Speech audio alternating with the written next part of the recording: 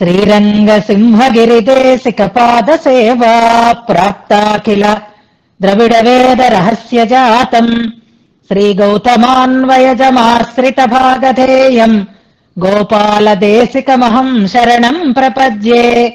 वाधूलान्वयसञ्जातमप्पलार्यतनूभवम् गोपालाचार्य सच्छात्रम् वन्दे वेङ्कटदेशिकम्।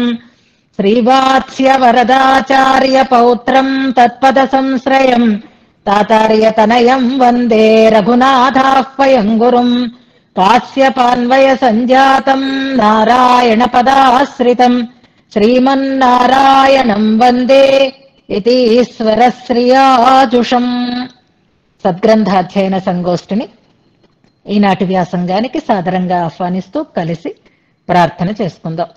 శ్రీపరాశర భట్టార్య శ్రీరంగేశ పురోహిత శ్రీవత్సాంకసుత శ్రీమాన్ శ్రేయసే మేస్తు భూయసే. సప్త ప్రాకార మధ్యే సరసిజ ముకుళోత్ఫాసమానే విమానే కావేరీ మధ్యదేశే మృదుతర ఫణిరాట్భోగ పర్యంక భాగే నిద్రాముద్రాభిరామం కటినికట శిరః పార్శ్వ విన్యస్తహస్తం పద్మాధాత్రీకరాభ్యాం పరిచిత చరణం రంగరాజం భజేహం. యద్బృందావన పండితం దధిరవైర్యత్తాండవం శిక్షితం యల్లక్ష్మీకర సౌఖ్య సాక్షి జలజ ప్రస్పర్ధమానర్థ్యత్ యద్భక్తేష్వజలస్థలజ్ఞమపి యద్దూచ్య ప్రసంగోత్సుకం తద్విష్ణోః పరమం పదం వహతు నః శ్రీరంగిణో మంగళం. శ్రీస్తనాభరణం తేజః శ్రీరంగే సయమాశ్రయే చింతామణిమివోద్వాంతం ఉత్సంగే అనంతభోగినః. గోష్ఠి వారికి అందరికీ కార్తీక బహుళ ఏకాదశి శుభాకాంక్షలు. చాలా పరమ పవిత్రమైనటువంటి రోజు ఈరోజు పాఠ్యాంశాన్ని మననం చేసి మన ముందు ఉంచినటువంటి దుర్గా నాగేశ్వరిని మనసారా అభినందిస్తున్నాను. చాలా ఎక్స్పర్ట్ లాగా చక్కగా ముందును చెప్పుకున్న విశేషాలు చివరిలో చెప్పుకున్న విశేషాలు వదిలిపెట్టకుండా శ్లోకానుసంధానం ప్రతిపదార్థ వివరణంతో పాటుగా శ్లోక తాత్పర్యాన్ని చక్కగా సమకూర్చుకుని సమయాన్ని మించకుండా అందంగా అందించినటువంటి దుర్గా నాగేశ్వరిని మనసారా అభినందిస్తున్నాను. శ్రీరంగ ఉపవనముల వైభవాన్ని నిన్న మనం ఆనందంగా అనుసంధానం చేసుకున్నాం. అందులో మనం చెప్పుకున్నటువంటి అన్ని విశేషాలని చాలా స్పష్టంగా ఏ రకమైనటువంటి కొరత లేకుండా సమగ్రంగా అనుసంధానం చేసినటువంటి ఆమెకి ఆచార్య అనుగ్రహం పరిపూర్ణంగా ఉంది అని నిరూపితమైంది. రంగనాథుని అనుగ్రహంతో మంచి రోజున మంచి మాటలని మంచిగా చెప్పగలిగేటటువంటి ఒక సదవకాశం ఆమెకి ఈనాడు కలిగింది. దాన్ని సద్వినియోగం చేసుకున్నారు. అలాగే సద్గ్రంథ అధ్యయన వైభవాన్ని పూర్తిగా పొందుతూ గ్రంథ అధ్యయనంలో మరింత ఆసక్తిని కలిగి ఉంటూ మంచి విషయాలని అందుకుంటూ అందిస్తూ తమ ఈ జన్మని సఫలం చేసుకోవాలి. దానికి ఆచార్య అనుగ్రహం భగవద్ అనుగ్రహం పరిపూర్ణంగా కలగాలి అని ఈ పర్వదినాన పరిమాళ్ళని ఆచార్యులని ప్రార్థన చేస్తూ మన వ్యాసంగాన్ని మనం ప్రారంభం చేసుకుందాం. సరిదిద్దవలసినటువంటి అవసరమే ఏం లేదు. శ్రీరంగోపవన తటీషు అన్న చోట చిన్న తడబాటు వచ్చింది శ్లోకానుసంధానంలో. మిగిలినదంతా కూడా సక్రమంగానే ఉంది. ఆవర్తనం అనే దాన్ని వివరణ చేసేటప్పుడు ఆవర్తనం అంటే తిరిగి వచ్చుట అని అర్థం అనమాట. చుట్టూ తిరిగి రావడం అని మనం చెప్పుకున్నాం. జన్మచక్రం కాబట్టి చక్రం అంటే ఇలా కిందకి పైకి తిరుగుతూ ఉంటుంది అనే అర్థంలో ఆవర్తనం అంటే తిరగడం, చుట్టూ తిరగడం అని చెప్పినా పర్వాలేదు. మనం అర్థం చేసుకోవడానికి మళ్ళీ వెనక్కి రావటం అనేటటువంటి అర్థాన్ని మనం గుర్తుపెట్టుకుంటే సరిపోతుంది. ఈనాటి వ్యాసంగాన్ని మనం చాలా ప్రశాంతంగా చేసుకుందాం, చాలా అవధానంతో చేసుకుందాం. కిందట ఏకాదశి నాడు మనకు ఒక గొప్ప పండగ. స్వామివారి సన్నిధిలో శ్రీరంగరాజస్తవ గ్రంథ ఆవిష్కరణ రూపమైనటువంటి ఒక భాగ్యం మనకి కలిగింది. అందరం ప్రత్యక్షంగా కలిసి ఆచార్యుల సన్నిధిలో ఉండి సత్కార్యాన్ని చేసుకుని సాక్షాత్తుగా ప్రత్యక్షంగా ఆచార్య మంగళాశాసనాలని పొంది ఆనందించినటువంటి రోజు కార్తీక శుద్ధ ఏకాదశి. ఆ ఆనందాన్ని మళ్ళీ మనం తలచుకుంటూ అప్పుడే 15 రోజులు అయిపోయింది. ఎంత తొందరగా కాలం గడిచిపోతోంది అంటే అప్పుడే 15 రోజులు అయిపోయిందా అని అనిపించింది. ఇవాళ ఏకాదశి అని తలుచుకోగానే ఇంకా మొన్న స్వామివారి దగ్గరికి వెళ్ళొచ్చాం అని అనిపిస్తోంది. 15 రోజులు గడిచి మళ్ళీ మరొక ఏకాదశి వచ్చింది. ఈ శుభ సందర్భం ఏది అంటే ఏ గ్రంథాలనైతే మనం సద్వినియోగం చేసుకోవడం కోసం, అందులో ఉండే అందమైన విషయాలని అందుకోవడం కోసం మన యతిరాజవల్లి గారి యొక్క కైంకర్య నిరతితో దాన్ని మనం అందుబాటులోకి తెచ్చుకున్నాము. ఆచార్య మంగళాశాసనంతో ఆ గ్రంథాలు మనకి అందుబాటులోకి వచ్చేసాయి. చాలా మందికి గ్రంథాలు అందేయి, విజయనగరం కూడా గ్రంథాలు వెళ్ళేయి అని మెసేజ్ వచ్చింది. యతిరాజవల్లికి కూడా పంపించేము అని అన్నారు బెంగళూరుకి. అయితే ఆ బెంగళూరుకి వెళ్ళడంలో మనకి మీకందరికీ అందుబాటు అయ్యేవి కాదు. మంజులకు అందేయో లేదో ఇంకా నాకు తెలియలేదు. నరసాపురం అయితే అందేయి అని నిన్ననే మనకి సింగరాచార్య స్వామి వారు కూడా అన్నారు. పుస్తకం చాలా బాగుంది అని కూడా వారు సంతోషించారు. నెమ్మదిగా ఆ గ్రంథాలు మన చేతులకి కూడా వచ్చేస్తాయి. దాన్ని హాయిగా సద్వినియోగం చేసుకునేటటువంటి రోజు కూడా మనకు వచ్చింది. అలా మనకి ఫలించింది ఈ ఏకాదశి అని అనుకుంటూ ఈనాటికి ఇవాళ మనం హాయిగా స్వస్థంగా ఉన్నాం. స్థితే మనసి సుస్వస్తే అనే శ్లోకాన్ని ఎప్పుడూ గుర్తుపెట్టుకోవాలి. మన మనస్సు స్వస్థంగా ఉన్నప్పుడు, మన శరీరం స్వస్థంగా ఉన్నప్పుడు, మనకి మంచి అవకాశం కలిగినప్పుడు, మరొక రకమైనటువంటి ఆరాటం కానీ మరొక రకమైనటువంటి ఇబ్బంది కానీ లేకుండా నిశ్చింతగా ఇలా కూర్చోగలిగి ఉన్న రోజులలో ఏకాదశి రోజుని మనం మరింతగా సద్వినియోగం చేసుకోవాలి. ఎందుకంటే చేసినటువంటి పనికి మంచి ఫలితం వస్తుంది, రెట్టింపు ఫలితం వస్తుంది, భగవద్ అనుగ్రహం లభిస్తుంది, మంచిగా మనకి శ్రేయస్సు కలుగుతుంది. కనుక ఈనాటి కార్యక్రమాన్ని మనం చక్కగా అనుభవిద్దాం. ఇవాళ ప్రతి ఏకాదశి నాడు ఇక నుంచి 50 శ్లోకాలు అయ్యేంత వరకు మనం అయిన శ్లోకాలను అన్నింటినీ కలిసి హాయిగా అనుసంధానం చేసుకుందాం. చెప్పుకుంటున్నప్పుడు చెప్పుకున్న విశేషాలను జ్ఞాపకం తెచ్చుకుంటూ అర్థం చేసుకుంటూ చక్కగా అనుసంధానం చేసుకుందాం. తర్వాత మనం పాఠ్యాంశాన్ని ప్రారంభం చేసుకుందాం. అలాగే చివరిలో మంగళాశాసనం చేసుకునేటప్పుడు రోజు మంగళాశాసనం చేస్తున్నాం. ఏకాదశి విశేషించి స్వామి దివ్యమంగళ విగ్రహాన్ని తలుచుకుంటూ మనం మంగళాశాసనం చేస్తాం. ఆ మంగళాశాసనానికి మనస్సు మరింతగా నిలవడం కోసం శ్రీరంగనాథ అష్టకాన్ని అనుసంధానం చేసి మంగళాశాసనం చేసుకుందాం. ఇది ఏకాదశి సందర్భంగా రంగనాథుడి కైంకర్యంగా మనం చేసుకోబోతూ ఉండేటటువంటి పని. ముందుగా మనం శ్లోకానుసంధానంతో ఈ కార్యక్రమాన్ని వ్యాసంగాన్ని ప్రారంభం చేసుకుంటున్నాం. ఇవాళ అన్ని శ్లోకాలని అనుసంధానం చేస్తూ వెళదాం. ఎక్కువ లేవు, 25 శ్లోకాలు, ఒక్క 10 నిమిషాల సమయం.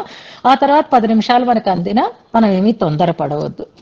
శ్రీవత్స చిహ్నమిశ్రేభ్యో నమ ఉక్తిమధీమహే యదుక్తయస్త్రయీ కంఠే యాంతి మంగళ సూత్రతాం. ఈ శ్లోకాలు 12 వరకు కూడా గురువందనం కనుక ఏ శ్లోకం చదివినప్పుడు ఆ ఆచార్యుల శ్రీపాదాలని తలుచుకుని మనం దాసోహాన్ని సమర్పిస్తున్నట్లుగా భావన చేస్తూ మనం ఈ శ్లోకానుసంధానం చేసుకుందాం. రామానుజ పదఛాయ గోవిందాహ్వానపాయిని తదాయత్త స్వరూపాసా జీయాన్మద్విశ్రమస్థలే రామానుజమునిర్జీయాత్ యో హరేర్భక్తి యంత్రతః కలికోలాహల క్రీడా ముధాగ్రహమపాహరత్ విధాయ వైదికం మార్గం అకౌతస్కుత కంటకం నేతారం భగవద్భక్తేః యామునం మనవామహై నౌమి నాథమునిం నామ జీమూతం భక్త్యవగ్రహే వైరాగ్య భగవత్తత్వజ్ఞాన భక్త్యభివర్షుకం ఋషింజుషామహే కృష్ణ తృష్ణాతత్వమివోదితం సహస్రశాఖాం యో ద్రాక్షేత్ ద్రావిడీం బ్రహ్మ సంహితాం నమః శ్రీరంగనాయక్యై యద్భ్రూ విభ్రమభేదతః ఈశేసితవ్యవైషమ్య నిమ్నోన్నతమిదం జగత్ శ్రీస్తనాభరణం తేజః శ్రీరంగే శయమాశ్రయే చింతామణిమివోద్వాంతం ఉత్సంగే అనంతభోగినః అస్తి వస్త్వితమిత్థం త్వ ప్రసంఖ్యానపరాంముఖం శ్రీమత్యాయతనే లక్ష్మీపదలాక్షైకలక్షణం లక్ష్మీకల్పలతోత్తుంగ స్తనస్తబకచంచలః శ్రీరంగరాజభృంగో మే రమతాం మానసాంబుజే స్వస్తి శ్రీస్తనకస్తూరీ మకరీముద్రితో రసః శ్రీరంగరాజాత్ శరదశతం ఆసాస్మహేతరాం పాతు ప్రణతరక్షాయాం విలంబమసహన్నివ సదా పంచాయుధీం బిభ్రత్ సనః శ్రీరంగనాయకః అమతం మతం మతమధామతం స్తుతం పరినిందితం భవతి నిందితం స్తుతం ఇతి రంగరాజముజగు ఉదజూఘుషత్రయీ సుమహే వయం కిమితి తన్న శక్నుమః యది మే సహస్రవదనాదివైభవం నిజమర్పయేత్ స కిల రంగచంద్రమాః అథ శేషవత్మమ చ తద్వదేవ వా స్తుతిశక్త్యభావ విభవేపి భాగితా సోంగవేద యది వా న కిలేతి వేదః సందేధ్యనర్ఘవిదమాత్మని రంగనాథం స్థానే తదేష ఖలు దోషమలీమసాభిః మద్వాగ్భిరైసమతిసాయనమావృణోతి స్వం సంస్కృతద్రావిడవేదసూక్తైః భాంతం మదుక్తైః మలినీకరోతి శ్రీరంగకమ్రః కలభం కయేవ స్నాత్వాపి ధూళీరసికం నిషేద్ధ కింతు ప్రపత్తిబలతారిత విష్ణుమాయా మద్వంస్య రాజకులదుర్లలితం కిలైవం శ్రీరంగరాజకమలాపదలాలితత్వం యద్వాపరాధ్యతి మమ స్తుతి సాహసేऽస్మిన్ నాథస్య చ స్వమహిమార్ణవపారదృశ్వ విజ్ఞానవాగ్విలసితం సహతే న వేదః ఆపేక్షికం యది తదస్తి మమాపి తేన శ్రీరంగిణస్తుతివిధావహమధ్యకర్షం అన్యత్రా తద్గుణోక్తిర్భగవతి న తదుత్కర్షచౌర్యైః పరేషాం స్తుత్యత్వాత్ యావదర్థాఫణితిరపి తథా తస్య నిస్సీమకత్వాత్ ఆమ్నాయానామసీమ్నామపి హరివిభవే వర్షబిందోరివాప్తౌ సంబంధాత్ స్వాత్మలాభో నతు కబళనతః స్తోతురేవం న కిం మే కావేరీమవగాహిషీయ భగవద్భోగాంతరాయీభవత్ కర్మక్లేశఫలాశయ ప్రసమనోద్వేలామలస్రోతసం జంతోః సంసరతోర్చిరాదిసరణివ్యాసంగభంగాయయా లోకేస్మిన్ విరజేవ వేల్లితజలా శ్రీరంగమాలింగతి దుగ్ధాప్తిర్జనకో జనన్యహమియం శ్రీరేవ పుత్రీ వరశ్రీరంగేశ్వరయేతదర్హమిహ కిం కుర్యాం ఇతి వాకులా చెంచచ్చామరచంద్రచందన మహామాణిక్యముక్తోత్కరాన్ కావేరీ లహరీకరైర్విదధతి పర్యేతి సా సేవ్యతాం తీర్థం సుంధతి పాతి నందనతరూన్ రథ్యాంగణాన్యుక్షతి స్నానీయార్హణపానవారి వహతి స్నాతః పునీతే జనాన్ శ్యామం వేదరహో వ్యనక్తి పులినైః ఫేనైర్హసన్ పులినే ఫేనైర్హసంతీవ తత్ గంగాం విష్ణుపదిత్వమాత్రముఖరాం హైమాపగాహంత్వఘం అగణిత గుణావధ్యం సర్వం స్థిరత్ర సమప్రతిక్రియమపి పయః పూరైరాప్యాయయంత్యనుజాగ్రతి ప్రవహతి జగద్ధాత్రీ భూత్వేవ రంగపతేర్దయా శిశిరమధురాగాధాసానః పునాతు మరుద్వృథా తరళతనుతరంగైః మందమాందోళ్యమాన స్వతట విటపి రాజీమంజరీ సుప్తభృంగా క్షిపతు కనకనామ్ని నిమ్నగా నారికేళక్రముకజమకరందైః మాంసలాపా మదంహః కదళవకుళజంబూపూగమాకందకంఠద్వయస సరస నీరామంతరాసహ్యకన్యాం ప్రబల జల పిపాసాలంబమానాంబుదౌఘ భ్రమకరతరు బృందం వంద్యతాం అంతరీపం యద్విష్ణోః పదమపరతమః పరోరజోగ్ర్యం ముక్తానామనువిరజం విధి ప్రమాహుః తత్పుణ్యం పుళినమిదంతయాజ్యమధ్యే కావేరి స్ఫురతి తదీక్షిషీయ నిత్యం త్రయ్యంత ప్రహతిమతీషు వైష్ణవానాం ప్రాప్యాసు ప్రచురభవశ్రమాపహాసు కావేరీ పరిచరితాసు పావనీషు శ్రీరంగోపవనతటీషు వర్తిషీయా. ఇంతవరకు మనం అర్థంతో అనుసంధానం చేసుకున్నాం. 5 శ్లోకాలలో కావేరీ నదీ వైభవాన్ని చెప్పి ఆ తర్వాత 2 శ్లోకాలలో శ్రీరంగ ద్వీపాన్ని చూపించి తర్వాత 2 శ్లోకాలలో శ్రీరంగ కావేరీ తీర ప్రాంతంలో ఉన్నటువంటి శ్రీరంగ ఉపవనాలని వర్ణన చేస్తున్నారు. నిన్ననొక శ్లోకాన్ని మనం చదువుకున్నాం. ఇవాళ చదువుకోబోయేటటువంటి శ్లోకం కూడా ఆ శ్రీరంగ కావేరీ తీరంలో ఉన్న శ్రీరంగ ఉపవనముల యొక్క వైభవాన్ని మనకి తెలియచేస్తూ ఉండే శ్లోకం. తర్వాత మళ్ళీ శ్రీరంగ నగరాన్ని మనకి చూపిస్తారు. అంటే ఇంకా మనం అవుట్స్కర్ట్స్ లో ఉన్నాం అన్నమాట. ఆ అవుట్స్కర్ట్స్ లో మనం ఇంకా పొలిమేరలలో ఉన్నాం. ఆ పొలిమేరలలో ఉండేటటువంటి అందాన్ని చూస్తున్నాం.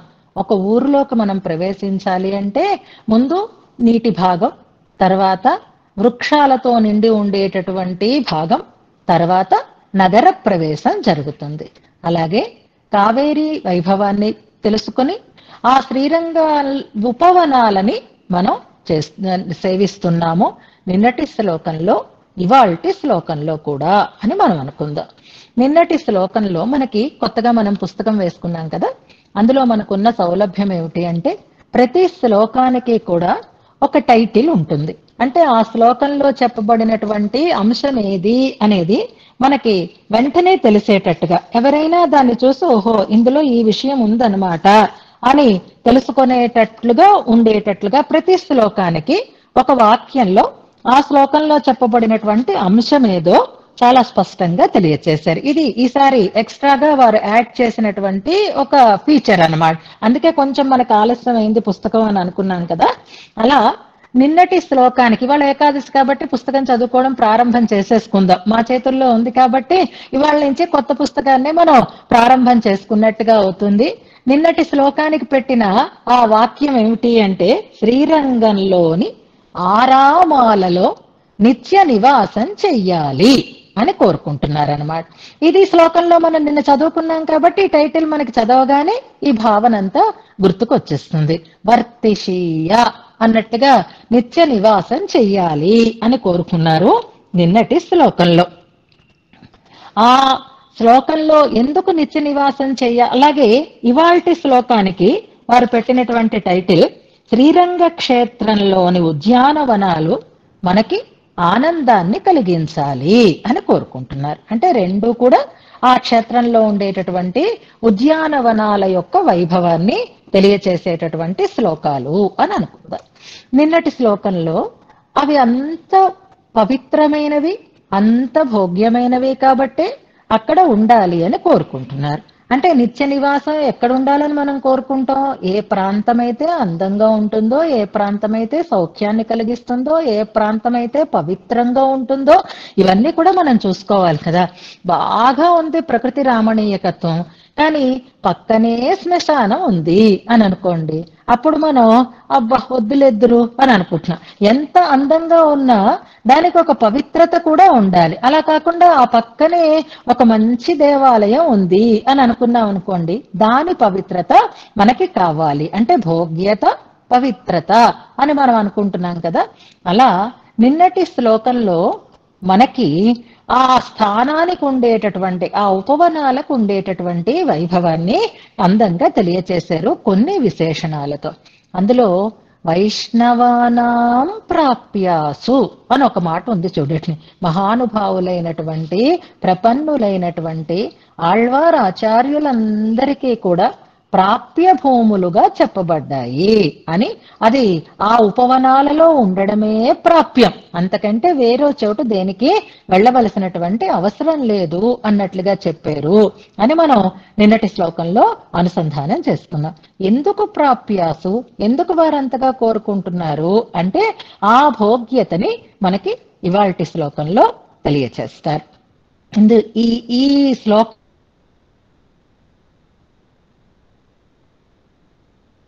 6వ శ్లోకము అలాగే 27వ శ్లోకము నిన్న మనం అనుసంధానం చేసుకున్నటువంటి శ్లోకము, ఈ రెండు కూడా ప్రహర్షిణి అనేటటువంటి వృత్తంలోనే చెప్పబడ్డాయి. మనకి చివర్లో చెప్పుకుందాం, ఇవాళ ఇంకొక ఎక్సర్సైజ్ కూడా చేసుకుందాం. ఉండగలిగిన వాళ్ళు ఉందరు గాని కొంచెం సమయాన్ని సద్వినియోగం చేసుకోవాలి కనుక ఉపవనాలని గురించి నిన్న మనం అనుసంధానం చేసుకున్నాం. ఆ ఉపవనాలకు ఉండేటటువంటి గొప్పతనం ఏమిటి అంటే అక్కడ ఎప్పుడూ వేద ఘోష వినిపిస్తోంది అని అనుకున్నాం. ఆ వేదం ద్రావిడ వేదము అవుతోంది, సంస్కృత వేద ఘోష వినిపిస్తోంది అని అనుకున్నాం. ఆ ఘోష ఎవరు పెడుతున్నారు అంటే పక్షుల యొక్క కిలకిలారావాలతో నిండి ఉంది అని మనం నిన్న అనుసంధానం చేస్తున్నాం. అంటే అక్కడ గానం వినిపిస్తోంది, అక్కడ పక్షులు చక్కగా చైతన్యవంతంగా ఉన్నాయి, అక్కడ చెట్లు బాగా వృద్ధిని పొంది ఉన్నాయి, ఆ తటం మనకు ఉండేటటువంటి శ్రమని పోగొట్టేదిగా ఉంది అని మనం అనుకున్నాం కదా. అలా మనం ఇప్పుడు అలాంటి ఉపవన వైభవం మనకి 5 స్తవాలలోనూ కనిపించాలి. 5 స్తవాల్లో అంటే వైకుంఠ స్తవంలో మనం చూడలేకపోయినా సుందరబాహుస్తవంలో, అలాగే అతిమానుష స్తవంలో, వరదరాజస్తవంలో ఎక్కడెక్కడ ఈ వర్ణన చేయబడింది, ఎలా మనం అన్వయం చేసుకోవచ్చు అనే ఎక్సర్సైజ్ చివరిలో చేద్దాం. ఇప్పటికే మనం శ్లోకానుసంధానంతో సమయం అయిపోయింది కాబట్టి కొత్త శ్లోకం ఏకాదశి నాడు చక్కగా కొత్త పాఠం చెప్పుకోవాలి కాబట్టి అది పెట్టుకొని చివరిలో మనం ఆ ఎక్సర్సైజ్ కూడా చేసుకుందాం. శ్రద్ధ ఉన్న వాళ్ళందరూ కూడా దాంట్లో అన్వయిద్దురు గాని. ఇది ప్రహర్షిణి వృత్తంలో చెప్పబడ్డాయి 26వ శ్లోకము, 27వ శ్లోకము కూడా. ఇది ఒక్కసారి మనం టాస్క్ ఒక అభ్యాసం చేసుకోవాలి అంటే వరదరాజస్తవం చెప్పుకున్నప్పుడు మనం ఒక్కొక్క 10 శ్లోకాలు ఒక్కొక్క వృత్తంలో చెప్పబడ్డాయి అని చెప్పుకుంటూ వెళ్ళాం. వృత్త వైచిత్రి ఆ వరదరాజస్తవంలో మనకి కనిపిస్తోంది అని అనుకున్నాం. అలా చెప్పబడినటువంటి వృత్తాలలో ప్రహర్షిణి వృత్తం కూడా ఒకటి. ఏ 10 శ్లోకాలు ఏ దశకం ప్రహర్షిణి వృత్తంలో చెప్పబడింది అనే అంశం ఎవరికైనా గుర్తుందా? లేకపోతే నేను చెప్తాను, ఒక్కసారి జ్ఞాపకం చేసుకుందాం సమయం వ్యర్థం చేసుకోకుండా. 5వ దశకం అని అంటారు. 5వ దశకం అంటే ఎక్కడి నుంచి ప్రారంభమవుతుంది? 41 నుంచి ప్రారంభం అవుతుంది. Very good. 41 నుంచి 51వ శ్లోకం వరకు ఉండేటటువంటి శ్లోకాలు వరదరాజస్తవంలో ప్రహర్షిణి అనేటటువంటి వృత్తంతో చెప్పబడినవి అని మనం అనుకున్నాం. అలాగే సుందరబాహుస్తవంలో కూడా ఒక గొప్పతనం ఉంది. ఈ వృత్తం మనకి ఎలా చెప్పబడింది, ఏ శ్లోకంలో చెప్పబడింది అని అంటే సుందరబాహుస్తవంలో మొదటి శ్లోకమే మనకి ప్రహర్షిణి వృత్తంతో ప్రారంభం అవుతుంది అని కూడా అక్కడ మనం చెప్పుకున్నాం. అలా ఈ రెండు ప్రహర్షణములు అంటే మనకి ఆనందాన్ని కలిగిస్తున్నాయి కాబట్టి ఆ రకమైనటువంటి వృత్తంతో ఇక్కడ చెప్పబడింది అని అంటారు. పద్మాయాహ అనే శ్లోకం దగ్గర నుంచి యా దామోదర ఇతి అనేటటువంటి శ్లోకం వరకు వరదరాజస్తవంలో. తర్వాత వాటిని మీరు గుర్తుపెట్టుకుందరు కానీ 5వ దశకం అని గుర్తుపెట్టుకుంటే సరిపోతుంది. అలాంటి ఆనందాన్ని కలిగించేటటువంటి ఆరామ స్థలాలు ఇవి అని అన్నారు. ఇందులో మనం మామూలుగా ఏ స్తోత్రం మన వైష్ణవ సంప్రదాయంలో ఉండే ఏ స్తోత్రాలైనా ద్వయమంత్రానికి అన్వయం చేస్తూ ఉంటాయి. ద్వయమంత్రార్థాన్ని అన్వయం చేస్తూ ఉండడం అనేది ఒక కామన్ ఫీచర్. దాంతో పాటుగా మనకి భగవంతుడిలో ఉండేటటువంటి గొప్పతనాన్ని, భగవంతుడిలో ఉండేటటువంటి సౌలభ్యాన్ని, ఈ రెండింటినీ కూడా మనకి తెలియచేస్తూ ఉండేటట్లుగా ఉంటాయి స్తోత్రాలు. అలాగే మనకి భగవంతుడు మనకి చేసేటటువంటి రక్షణ అంటే మనకు ఉండేటటువంటి కష్టాన్ని పోగొట్టడం, మనకి కావలసినటువంటి ఇష్టాన్ని ఇవ్వటం అని అనుకుంటాం కదా. అనిష్ట నివృత్తి, ఇష్ట ప్రాప్తి అని రెండు చెప్పబడుతూ ఉంటాయి. నిన్నటి శ్లోకంలో అనిష్ట నివృత్తి ఎలా చెప్పబడింది, ఇష్టప్రాప్తి ఎలా చెప్పబడింది అనేది గమనిద్దాం మనం. అంటే మనకి ఈ భావాలు మనసులో ఉండాలి, ఇక్కడ శ్లోకానికి మనం అన్వయం చేసుకోవాలి. మనకేది అనిష్టం అంటే మనకి శ్రమ పడితే కష్టం కలుగుతుంది, శ్రమ ఉండకుండా ఉండాలి, అది తొలగాలి. ఆ శ్రమ మనకి దేని వల్ల ఏర్పడుతుంది అంటే సంసారం వల్ల ఏర్పడుతుంది. అంటే అనిష్ట నివృత్తి కలిగించేవి ఈ స్థానములు, ఈ ఉపవనములు. మనకెక్కడ ఏ పదంతో చెప్పబడింది అంటే ప్రచుర భవ శ్రమాపహాసు అనేటటువంటి పదం. అంటే మనకు ఉండేటటువంటి సంసారపు క్లేశాన్ని పోగొట్టేవి అయినటువంటి స్థానములు ఇవి కదా. మనం పరమపదానికి వెళితే మనకి ఈ సంసారం వల్ల కలిగే క్లేశాలన్నీ పోతాయి.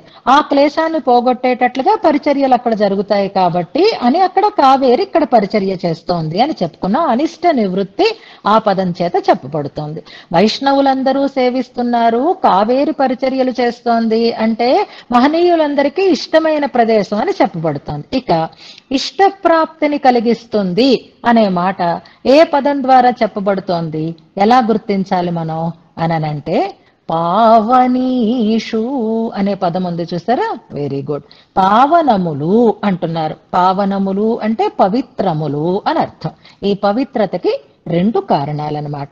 ఏమిటా 2 కారణాలు అంటే, ఒకటి శ్రీరంగ విమానానికి దగ్గరలో ఉండడం, ప్రణవానికి దగ్గరలో ఉండడం. ఈ తోటలన్నీ కూడా ఎక్కడున్నాయి, ఏ శ్మశానపు దగ్గర లేదు, అలాంటి అపవిత్రమైనటువంటి భయాన్ని గొలిపేటటువంటి స్థలాల దగ్గర లేవు. ఎక్కడున్నాయి, శ్రీరంగ విమానానికి దగ్గరగా ఉన్నాయి. కనుకే ఉపవన తటీషు అని అంటున్నారు. కాబట్టి ప్రణవాకారమైనటువంటి విమానానికి దగ్గరలో ఉండడం చేత పవిత్రములు అని ఒక అర్థం, ఒక కారణం. అందుకని ఇష్టం కలిగిస్తుంది. అంతే కదా, మనకి ఇష్టం కలగాలి అంటే మంచివి మనం వినాలి, మంచి శబ్దాలని మనం వినేటట్లుగా ఉండాలి. ఇంకొక కారణం ఏమిటి అంటే త్రయ్యంత ప్రహతిమతీషు అనేటటువంటి పదం ఉంది చూసారా. త్రయ్యంతం అంటే వేదాంతం అని ఒక అర్థం మనం చెప్పుకున్నాం. త్రయ్యంతం అంటే ఓంకారం అనే ఒక అర్థాన్ని కూడా మనం చెప్పుకున్నాం నిన్న. మనం మళ్ళీ ఒకసారి గమనించుకోవడం కోసం చెప్తున్నాం. త్రయ్యంతము అంటే ఓంకారం అనే అర్థం ఎలా వస్తుంది అంటే ఏదైతే వేదముకు అంతమున ఉన్నదో అంటాం. అంటే హరిహి ఓం అని ఓంకారంతో పూర్తి చేస్తారు కాబట్టి త్రయికి అంతమున ఉన్నది ఓంకారం. అలాగే త్రయి అంతమున ఉన్నది ఓంకారం. అంటే ముందు ఓంకారం ప్రారంభమవుతుంది, తర్వాత వేదనాదం ప్రారంభం అవుతుంది, వేదాధ్యయనం ప్రారంభం అవుతుంది. అంటే త్రయి అంతమున కలది, త్రయికి అంతమున ఉన్నది అని త్రయ్యంతం అనంటే ఓంకారం ప్రణవం అని ఒక అర్థాన్ని మనం చెప్పుకోవాలి. అలాంటప్పుడు ఈ ప్రాంతాలన్నీ కూడా ఎంత పవిత్రంగా ఉన్నాయి అంటే ఓంకార నాదంతో పవిత్రములు అయి ఉన్నాయి అని మనం తెలుసుకోవాలి. ఏదైనా ఆలయాలలోకి వెళితే అక్కడ అలా ఓం నమో వెంకటేశాయ, ఓం నమో వెంకటేశాయ అని అలా వినిపిస్తోంది అనుకోండి, ఆ ప్రాంతం అంతా పవిత్రంగా ఉన్నట్టుంటుంది. మనం కూడా ఇళ్లల్లో ఉదయం లేవగానే ఒక రికార్డింగ్ పెట్టుకుంటూ ఉంటాం, ఏదో ఒకటి నామం అలా ప్రతిధ్వనించేటట్లుగా. అది మంగళకరం అని మనం భావిస్తాం, అది పవిత్రం అని మనం భావిస్తాం. కనుక ఈ ఉపవనాలు పవిత్రంగా ఉండడానికి కారణం ఏమిటిట అనంటే, ఒకటి ప్రణవ ఆకారమైనటువంటి శ్రీరంగ విమానానికి దగ్గరగా ఉండడం ఒకటి అయితే, ఓంకారనాదంతో పవిత్రమై ఉండడం. ప్రహతి అంటే ఇందాక చెప్పారు కదా దుర్గానాగేశ్వరి చక్కగా పునః అభ్యాసం అని. అంటే అక్కడంతా ఓంకారమే వినిపిస్తోంది, ఓంకారమే వినిపిస్తోంది కాబట్టి అవి పావనములు అని అన్నారు. ఆ పావనత్వం ఉండడం చేత ఇష్టప్రాప్తి మనకి కలుగుతుంది, మంచి మనకి కలుగుతుంది అని. మనకి అనిష్ట నివారకములు అవుతున్నాయి, ఇష్ట ప్రాపకములు అవుతున్నాయి. కాబట్టి శ్రీరంగోపవన తటీషు వర్తిషీయ, నేను ఇక్కడే ఉంటా అని కోరుకుంటున్నారు, నిత్య నివాసాన్ని కోరుకున్నారు. వెనుకటి శ్లోకంలో భట్టరు వారు అని అనుకున్నాం. ఆహో, మీరు కూడా నా అలాగే అయిపోతున్నారనమాట అన్నాడు రంగనాథుడు. ఎంచేత అంటే నేను ఎప్పుడో డిసైడ్ చేసేసుకున్నాను, నేను ఇక్కడే ఉందామని అని అనుకున్నాడు. రంగనాథుడు ఎప్పుడూ ఆ ప్రాంతాన్ని ఇష్టపడి ఉండడానికి కారణం ఏమిటిట? అందుకే శ్రీరంగం అయింది. శ్రీరంగం అనేసరికల్లా మీరు ఒక్క క్షేత్రం అనే మాటే మనకి మనసులోకి రాకూడదు. శ్రీరంగం, శ్రీరంగం అంటే రంగం అంటే ఇష్టాన్ని కలిగించినది అని అర్థం అన్నమాట. ఆయన పాపం అన్ని వదులుకొని ఇక్కడికి వచ్చేసాడా లేదా? క్షీరాబ్ధేర్ మండలాత్, ఆయనకి నిత్య నివాసం పాలసముద్రం, అక్కడి నుంచి వచ్చేసాడు. పాలసముద్రానికి వచ్చి కూర్చుంటాడు, ఎందుకంటే మనం పిలిస్తే పలుకుదామని. అంతేకాదు క్షీరాబ్ధేర్ మండలాత్ భానో, క్షీరాబ్ది నుంచి భాను మండలం నుంచి అంటే ఆదిత్య మండలాంతర్వర్తి అయి ఉంటాడు, అక్కడి నుంచి వచ్చేసాడు. యోగి హృదయాదపి, యోగుల హృదయాల్లో కూడా ఇష్టపడి వాసం చేస్తాడు. అంతకంటే కూడా ఈ ప్రాంతం ఆయనకి ఇష్టం అయిపోయిందిట. వచ్చి రతింగతః, ఇష్టపడ్డాడు కాబట్టే ఇది రంగం ఇది అభిధీయతే అంటారు. రతింగతో హరిహి తస్మాత్ రంగమిత్యభిధీయతే అంటారు. కనుక భగవంతుడికి, ఆ పరమాత్మకి అన్నిటికంటే కూడా చాలా ఇష్టమైనటువంటి ప్రదేశం అయింది కాబట్టి ఇది రంగం అంటారు. రంగం అనేసరికల్లా మనకి ఈ అర్థం గుర్తుకు రావాలన్నమాట. ఆయనకి ఇష్టమేనండి, కానీ మాకు కూడా ఇష్టం కావాలి కదా. జానకమ్మ గారు పాఠం మొదలు పెడితే ఎక్కడెక్కడివో చెప్తారు పద్యాలు, ఎక్కడెక్కడివో చెప్తారు కొటేషన్స్. హాయిగా పాఠం ప్రతిపదార్థం తాత్పర్యం చెప్పుకొని తొందరగా వెళ్ళిపోరు. ఆవిడకదో సరదా, ఆవిడకదో ఇష్టం, ఈ పిచ్చి ఎక్కువైపోతోంది అని అనిపించవచ్చు కదా మిగిలిన వాళ్ళకి కూడా. నాకు ఇష్టమైనది మీకు కూడా ఇష్టం అవ్వాలనేటటువంటి నిశ్చయం ఉండకూడదు కదా. అయితే సంతోషమే, కానీ అవకపోతే ఎలా అనిపిస్తుంది? నాకు ఇష్టం కనుక అంటుంటే హప్పోవయ్యా, నీకు ఇష్టమైతే మాత్రం మాకక్కడ ఆనందం కలగాలి కదా అని ఎక్కడ జనాలందరూ అంటారో అని.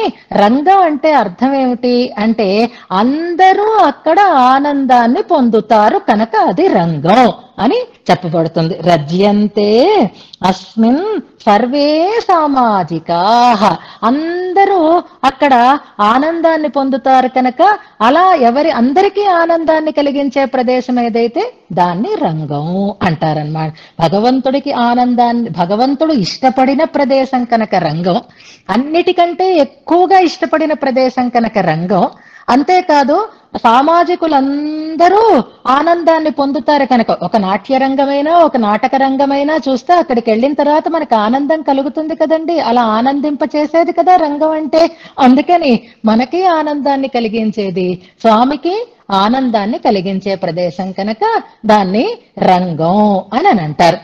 ఈ శ్లోకంలో ఏం కోరుకుంటున్నారు అంటే, ఈ రంగం ఆయనకి ఎలా ఆనందాన్ని కలిగిస్తోందో నాకు కూడా అలా ఆనందాన్ని కలిగించాలి అని కోరుకుంటున్నారనమాట. ఇందులో భగవంతుడు పాపం 5 రూపాలు ధరించిన, నిన్న చెప్పుకున్నాం కదా, అమ్మవారికి కూడా 5 రూపాలు తెలియచేసే నామాలు చెప్పుకున్నాం కదా. ఇవాళ ఆ 5 రూపాలు ధరించాడు. అందులో 4 వల్ల ప్రయోజనం లేకపోయింది. 3వ రూపం వల్ల ఏదో ఒక ఉపాయం చెప్పాడు అని అనిపించింది. అది విభవ రూపం. పర వ్యూహ విభవ అంతర్యామిగా ఉన్నాడు ఆయన. కానీ ఎవరూ వెళ్ళరే, ఎవరూ ఆయన్ని పట్టరే, ఎవరూ పొందాల్సినటువంటి ఫలితాన్ని పొందకుండా ఉన్నారే. ఏం చెయ్యాలి అని అనుకున్నాడు. సరే, నేను విభవ రూపంగా వాళ్ళ దగ్గరికి వచ్చాను కదా, వచ్చిన వాడిని వాళ్ళకి మంచిని పొందడానికి తగినటువంటి ఒక ఉపాయం చెప్పేద్దాం అని అనుకున్నాడు. చెప్పాడు. ఏది? ప్రపత్తి అనేటటువంటి ఒక ఉపాయాన్ని ఆయన రాముడుగాను చెప్పాడు, కృష్ణుడిగాను చెప్పాడు, వరాహమూర్తిగాను చెప్పాడు. ప్రపత్తి ఉపాయాన్ని చెప్పాడు ఆయన. మనకి దొరికింది. దొరికితే మనం ఊరుకుంటామా చెప్పండి? ఈ ప్రపత్తి ఉపాయం అన్నిటికంటే ఈజియెస్ట్ వే అని మనకైతే అర్థమైపోయింది. ఎందుకు ఈజియెస్ట్ వే అని అంటే, మన కోరికలు చాలా ఉన్నాయి, ఈ కోరికలకి అంతు లేదు. ఈ కోరికలన్నీ నెరవేరాలి అంటే మనకి శాస్త్రంలో కూడా ఎన్నో రకాలైనటువంటి పద్ధతులు చెప్పబడ్డాయి. పిల్లలకి కావాలి అని అనుకోండి, పుత్రకామేష్టి చెయ్యండి అని శాస్త్రం చెప్పింది. చేస్తే పిల్లలు మాత్రమే కలుగుతారు. సంపద కావాలనుకోండి, మరొక యజ్ఞం చెయ్యండి, మరొక పని చెయ్యండి. ఇలా ఒక్కొక్క ఫలం కావాలి అంటే ఒక్కొక్క క్రియలు చెప్పబడ్డాయి శాస్త్రంలో. కానీ ప్రపత్తి దగ్గరికి వచ్చేసరికి ఏం కావాలన్నా ప్రపత్తి చెయ్యండి అని అన్నారు. ప్రపత్తికి ఫల నియమం లేదు. అంటే ఈ ఫలం కోసమే ప్రపత్తి చెయ్యాలి అనేటటువంటి నియమం లేదు. జాగ్రత్తగా గుర్తుపెట్టుకోండి. అందుకే ప్రపత్తి మనకి చాలా సులభమైన ఉపాయం. శ్రీవచన భూషణం చదువుకుంటే తెలుస్తుంది మనకి. ఆ ప్రపత్తిని మంచి ఉపాయంగా బోధించాడు. మంచి ఫలితం కోసం ఈ ప్రపత్తిని మీరు చెయ్యండర్రా, దీనివల్ల మీకు మోక్షం అనేటటువంటి ఒక గొప్ప ఫలితం వస్తుంది అని స్వామి పాపం మనం అది కోరుకుని ఆయన దగ్గరికి వస్తామేమో అని ప్రపత్తిని మనకి చెప్పేశాడు ఆయన. అందరూ ప్రపత్తి చేశారండి. చెప్పిన వాళ్ళందరూ విన్నారు. మీలాగే చాలా మంచి వాళ్ళు, మననం చేసేవాళ్ళే వాళ్ళు కూడా. అందుకని ప్రపత్తి చేశారు.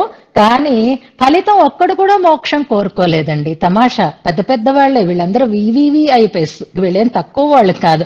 ప్రపత్తి చేసిన వాళ్ళలో భర్తలు భార్య ఇద్దరూ ప్రపత్తి చేశారు. భార్య భర్తలు అని కాదండి, భర్తలు భార్య. భర్తలు అనేసరికల్లా పాండవులు గుర్తొస్తారా రారా? పాండవులు ప్రపత్తి చేశారు. ప్రపత్తి చేసింది ధర్మరాజుకి ఏమొచ్చింది? రాజ్యం ఫలితంగా ఒత్తుకోవచ్చు. రాజ్యం కోసమే కదా కృష్ణుడిని పట్టుకున్నారు. లేకపోతే వీళ్ళకి ఏమైనా మోక్షం కావాలన్నారా? లేదు. ఆపద వచ్చినప్పుడల్లా రక్షించమని కృష్ణుడి కాళ్ళు పట్టుకున్నారు. ద్రౌపది ప్రపత్తి చేసింది బట్టలు కావాలి అని, అంతే కదా. మానభంగం కలగకుండా ఉండడం కోసం గోవింద అంది, కానీ మోక్షం ఇవ్వమని ప్రపత్తి చెయ్యలేదు. ద్రౌపది ప్రపత్తి ప్రసిద్ధమే, కానీ ఏ ఫలితం కోసం? బట్టల కోసం చేసింది ఆవిడ. కాకాసురుడు ప్రపత్తి చేశాడు, కాళీయుడు ప్రపత్తి చేశాడు. కానీ ప్రాణం ఉంటే చాలు, ఊపిరి మిగిలితే చాలు అని అనుకుంటున్నారు. బ్రతికుంటే బలుసాకు తినచ్చు అని అనుకున్నారు. కనుక వాళ్ళు ఏ ఫలితం కోరి చేశారు అంటే ప్రాణం కోసం వాళ్ళు ప్రపత్తి చేశారు. గజేంద్రుడు ప్రపత్తి చేశాడు, కైంకర్యం కోసం చేశాడు, మోక్షం కోసం కాదు. గుర్తుపెట్టుకోండి. గజేంద్రుడు నన్ను నేను బ్రతికుండేటట్టు చెయ్యి అని ఆయన ప్రార్థించలేదు. నా పువ్వు, నేను పట్టిన పువ్వు నీ పాదాల మీద పెట్టాలి అంటే సేవ కోసం ప్రార్థించాడు. సేవ ఫలితం ఆయనకి వచ్చింది. గజేంద్రుడి ప్రపత్తి వచ్చింది. విభీషణుడు ప్రపత్తి చేశాడు. విభీషణుడు ఏం మోక్షం కోరుకున్నాడా? లేదు. నేను రాముడి దగ్గరికి చేరితే చాలు, రాముడికి సేవ చేసుకుంటే చాలు అని అనుకున్నాడు. ఇంతవరకు జనాలందరూ మీకు ఇందాక VVIPs అని చెప్పాను చూసారా, అందులో ఫస్ట్ ఎవరు వస్తారండి? ఫస్ట్ నేమ్ ఎవరిది ఉంటుంది అంటే భగవంతుడే ఉంటాడు. రాముడు కూడా ప్రపత్తి చేశాడు. ఆయన దేనికోసం అంటే సముద్రుణ్ణి వేడుకున్నాడు. ఆయన ఫలితం వేరుగా ఉంది. ఆయన తమ్ముడు లక్ష్మణస్వామి కూడా ప్రపత్తి చేశాడు, రాముడికి సేవ చేసుకోవాలి. ఇలా లిస్టు చూస్తే బాబోయ్ ఇవాళ క్లాస్ అంతా అయిపోతుంది. మనకి శ్రీవచన భూషణంలో ఒక సూత్రంలో చెప్తారు, ప్రపత్తి ఈ ఫలితాన్ని ఇస్తుంది, ఈ ఫలితాన్ని ఇవ్వదు అని లేదు, ఏ ఫలితమైనా ఇస్తుంది. ప్రపత్తి మన ఏ ఫలాన్ని కోరైనా సరే చేయవచ్చు అనేది మనకి ఈ ఉదాహరణల ద్వారా తెలుస్తుంది. భగవంతుడికి బెంగ పట్టుకుందిట. అయ్యో నేను చెప్పేశాను, ఇది వైరల్ అయిపోయింది, వీళ్ళందరూ దీన్ని ఉపయోగించేసుకుంటున్నారు, కానీ ఒక్కళ్ళు కూడా నా అసలైన దానికోసం దీన్ని ఉపయోగించుకోవటం లేదు. అంచేత మోక్షం కోసం వీళ్ళు నన్ను పట్టుకోవాలి అంటే, సులభంగా వీళ్ళు ఉత్తమమైనటువంటి ఫలితాన్ని పొందాలి అంటే నేను ఇంక వెళ్ళక తప్పదు అనుకున్నాడట ఆయన. రంగనాథుడు చెప్తాడట, నేను ఎందుకు ఇలా అర్చామూర్తిగా ఇక్కడ పడుకున్నానో తెలుసా అని అడుగుతాడు. ఎందుకుట అననంటే సులభంగా మోక్షాన్ని పొందడం. సులభం మోక్ష సిద్ధ్యర్థం భవామి అర్చాస్వరూపవాన్. నేను అర్చామూర్తిగా ఎందుకుంటాను అంటే మనుషులు సులభంగా మోక్షాన్ని పొందడం కోసం. వాళ్ళు కష్టపడరు, వాళ్ళు ఒళ్ళు అలసి పెట్టుకోరు, వాళ్ళు సులభమైనటువంటి మార్గాన్నే ఎంచుకుంటారు. నా కాళ్ళు పట్టుకుంటే సులభంగా వాళ్ళకి మోక్షం సిద్ధిస్తుంది. అంచేత నేను నివసిష్యామి సర్వత్ర జనానాం ముక్తి హేతవే అంటారు. జనులకి ముక్తి కలిగించటం కోసమే నేను వచ్చి ఇక్కడ ఇలా పడిగాపులు పడుతున్నాను, అందుకోసం నేను అర్చామూర్తిగా అయి ఉన్నాను అని చెప్పుకున్నాడు. అర్చామూర్తులలో మొట్టమొదటి అర్చామూర్తి ఎవరు? రంగనాథుడే. అందులో కూడా నెంబర్ 1 ప్లేస్ ఎవరిది? రంగనాథుడిదే. కాబట్టి ఆ రంగనాథుడు నిన్న సింగరాచార్య స్వామి వారు మాట అన్నారు లేట్ని, ఇంతవరకు ఇంత పెద్ద పుస్తకం వేసుకోలేదు, ఈ పుస్తకమే ఇంతవరకు వచ్చిన పుస్తకాలలో ఎక్కువ పేజీలు ఉన్న పుస్తకం. పుస్తకం కూడా చాలా రూపము బాగుంది, పేజీలు ఎక్కువగా ఉన్నదే. అవును మరి పెరియ పెరుమాళ్ళది కదా, పెద్దదిగానే ఉండాలి కదా అన్నారు. పెరియ పెరుమాళ్ వైభవం కాబట్టి గ్రంథం కూడా చాలా పెద్దదిగానే ఉంది, బాగుంది అని అన్నారనమాట. అలాగా ఆయన మొట్టమొదటి వాడు కాబట్టి అర్చారూపంగా ఇక్కడ వచ్చి ఉన్నాడు ఆయన. వచ్చిన తర్వాత ఆయన మన కోసం ఉన్నట్టు అంటున్నాడు కానండి, ఆయనకి ఈ శ్రీరంగం మీద ప్రేమ మరింతగా పెరిగిపోతోందిట. అబ్బ నేను మళ్ళీ పరమపదం వెళ్ళను అని అనుకుంటున్నాడట. ఈ ప్రాంతాన్ని విడిచిపెట్టకుండా ఉంటున్నాడు. ఎందుకని అనంటే అక్కడ ఉండేటటువంటి ఆ ఇసుక తిన్నెలు ఉన్నాయే, ఆ నదీ తీరపు ఆ సైకత స్థలాలు ఉన్నాయే, అవి చూడండి ఉదయాన్నే చూసినా చల్లగా ఉంటాయి, మంచు పడుతుంది కాబట్టి. కొంచెం మధ్యాహ్నం ఎండ వచ్చిన తర్వాత ఆ ప్రాంతం అంతా వేడెక్కిపోతుంది. ఇది మనకి బాగా తెలుసు. శ్రీరంగ యాత్ర చేసిన వాళ్ళందరికీ అక్కడ ఉండేటటువంటి ఇసుకలో నడిస్తే ఆ ఇసుక వేడి, ఆ పాదాలు అంటుకోవడం, పరుగులు పెట్టడం, రంగనాథుడి సన్నిధి నుంచి అమ్మవారి సన్నిధికి వెళ్ళడంలో ఆ రాయి, ఆ ఆలయం ఎంత గచ్చు వేడెక్కిపోతుందో, అలాగే కావేరీ తీరంలో మధ్యలో ఇసుక వస్తే మనకి ఆ వెయ్యి కాళ్ళ మండపం దగ్గర అక్కడ ఆ ఇసుక ఎంత కాలిపోతూ ఉంటుందో మనకి తెలుసు. అది వేడిని బట్టి, సమయాన్ని బట్టి ఒకప్పుడు చల్లగా ఉంటుంది, ఒకప్పుడు వేడిగా ఉంటుంది. కానీ శ్రీరంగ ప్రాంతంలో ఉండేటటువంటి ఉపవనాలు, నదీ తీరంలో ఉండేటటువంటి ఈ సైకతాలట ఎప్పుడూ చల్లగానే ఉంటాయిట. ఏ పూట చూసినా చల్లగా ఉంటాయిట. అందుకని రంగనాథుడికి ఆ చల్లతనం అలవాటైపోయిందిట. అబ్బయ్య నాకు ఇంకొక చల్లతనం వద్దు, ఆఖరికి శేషుడి పడక కూడా నచ్చటం లేదేమో, ఈ సైకత స్థలాల చల్లతనానికి అలవాటు పడి ఎప్పుడూ విడకుండా ఉండాలి అని అనుకుంటున్నట్ట. అంతేకాదు, చల్లగా ఉంటే మాత్రం అండి మంచిగా పరిమళం లేకపోతే చికాగ్గా అనిపిస్తుంది. అక్కడ ఆ నదిలోంచి విరగబూసినటువంటి తామరలు, వాటి యొక్క వాసన అలా చక్కగా గాలికి వస్తూ ఉంటుందిట. ఆ వాసనకి అలవాటు పడిపోయాడట. అబ్బా మళ్ళీ ఒక్కసారి అని ఆ వాసనని కొసరి మరీ ఆస్వాదిస్తూ ఉంటాడట ఆయన. మరీ కామ్గా ఉంది, ఒక చిన్న మ్యూజిక్ చక్కగా మంచిగా ఇంపుగా మంద్రస్థాయిలో అందంగా వినిపిస్తూ ఉంటే బాగుంటుంది అని అనుకుంటే, ప్రకృతి భగవంతుడు ఎంత అద్భుతమైన సృష్టిలో గుర్తుపెట్టుకోండి. మనం నయా పైస ఖర్చు పెట్టక్కర్లేకుండా మనం అనుభవించే ఆనందాలు ఎన్ని ఉన్నాయి, మనం ఎన్నింటిని వదిలిపెట్టుకుంటున్నాము అనడానికి ఇవన్నీ నిదర్శనాలు అనమాట. ఏం అక్కర్లేదు, రంగనాథుడికి ఎప్పుడూ వినిపించేటటువంటి అందమైనటువంటి ఆ ధ్వని ఏదిట అంటే, ఆ కావేరీ తీరంలో ఆ విరిసిన పద్మాల మీద రాజహంసల జంటలు చక్కగా విహరిస్తూ ఆనందిస్తూ కలకల రావాలు చేస్తూ ఉంటాయట. ఆ రాయంచల యొక్క ఆ కూజితాలు ఏవైతే ఉన్నాయో అవి అలవాటు పడిపోయాడట ఆ స్వామి. అంతేకాదు, బాగా పెరిగినటువంటి చెట్లు ఉంటాయి. ఆ చెట్లు పైదాకా పెరిగి చల్లటి నీడని ఇచ్చేటటువంటి ఆ చల్లటి నీడలకి అలవాటు పడిపోయాడట స్వామి. ఎంత బాగున్నా దీనివల్ల ఏం ఫలితం అండి అని అంటారా? అద్భుతమైనటువంటి మోక్షాన్ని కూడా ఇస్తుంది. మనస్సుని హరించేటటువంటి అద్భుతమైనటువంటి ప్రాంతము ఇది. అంతేకాదు, మొత్తం ఎక్కడ చూడండి, కొట్టండి గూగుల్లో, మీకు శ్రీరంగము కావేరీ తీరము అద్భుతం అని వస్తూనే ఉంటుంది. భూలోకంలో కొనియాడబడినటువంటి అద్భుతమైనటువంటి నీరు కలిగిన నదీ తీరం ఇది. అంతేకాదు, ఇక్కడికి వస్తే మరింకా ఆ ఏనుగు మన వైపు రాదు అంటారు. ఆ ఏనుగుని అంతం చేసేటటువంటి ఒక సింహం లాంటిది అంటారు. ఏ ఏనుగు అంటే సంసారం అనేటటువంటి ఏనుగు మనని పట్టి పీడించేటటువంటి అవకాశం లేకుండా ఉండేటటువంటి ప్రదేశం కనుక, ఇప్పుడు నేడునొకనాడు పాయకున్నాడు సౌరీ. ఇది శ్రీరంగ వైభవం. ఇది శ్రీరంగ ఉపవనాలకు ఉండేటటువంటి వైభవం. నిన్నటి శ్లోకంలో మనం చెప్పుకున్నటువంటి ప్రచుర భవ తాప అపహాసు అనేటటువంటి మాట, శ్రీరంగోపవన తటీషు అనేటటువంటి మాటని అనువదిస్తూ ఓ అందమైన తెలుగు పద్యం ఉంది. ఇప్పుడు చెప్పాను చూసారా, చల్లటి ఇసుక తిన్నెలు, మంచి పద్మ సుగంధం, అందమైనటువంటి రాజహంసల యొక్క కలకలారావాలు, ఎత్తుగా పెరిగినటువంటి చెట్ల యొక్క నీడలు, ఇవన్నీ కలిగినటువంటి ప్రదేశం కనుక ఏ ఏటి నడుదిన్ననే ప్రొద్దు చలికొన్న సికతాతలంబుల చెలగి రంగనాథుడికి ఎంత అలవాటైపోయిందంటే ఆ సైకత స్థలాలని, ఆ చల్లతనాన్ని వడిచిపెట్టలేట. ఏ తరంగిణి నించుక వికసించు క్రొత్తమ్మితావుల కొసరి ఎప్పుడూ వెళ్ళలేదు, ఎప్పుడు ఈ గంధం వెళ్ళలేదు, ఎప్పుడు ఈ పరిమళం ఆస్వాదించలేదు అని అనిపిస్తుందిట ఆ తమ్మి గంధం. ఏ నదీ క్రీడలనెసగు రాయంచల కలకలంబులకాత్మనలరి అలరి. ఆ రాజహంసల కూజితాలకి మనస్సు ఇలా పరవశించిపోతూ ఉంటుందిట రంగనాథుడికే పరవశిస్తే ఇక మనం ఏ పాటి కనుక. ఏ సరిత్తటమున ఏచిన కల్పకమేదురచ్చాయల మెచ్చి మెచ్చి ఇవన్నీ నచ్చి ఇవన్నీ మెచ్చి రంగనాథుడు నేడున్ ఒకనాడు పాయకున్నాడు శౌరీ.